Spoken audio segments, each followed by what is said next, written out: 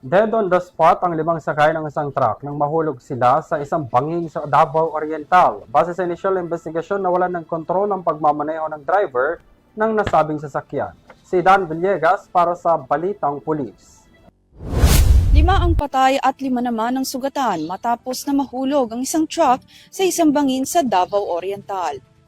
Ayon sa ulat, may daladala na graba ang dump truck kasama ang 10 katao na sakay nito bago mawala ng kontrol at mahulog sa bangin.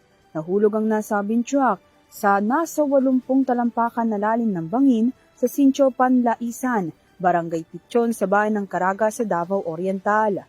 Base sa report ng kapulisan, papuntang Sincho Bantawa ng truck ngunit nang makadaan sa paibabang bahagi ng kalsada, bigla na lamang nawala ng kontrol ang driver.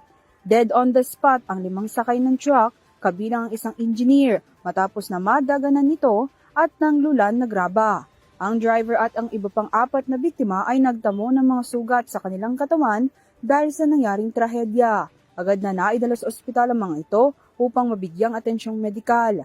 Kasalukuyan namang iniimbestigahan ng lokal na kapulisan ng lugar ang nangyaring insidente. Para sa Year TV News, Dan Villegas sumasaludo sa bawat Pilipino.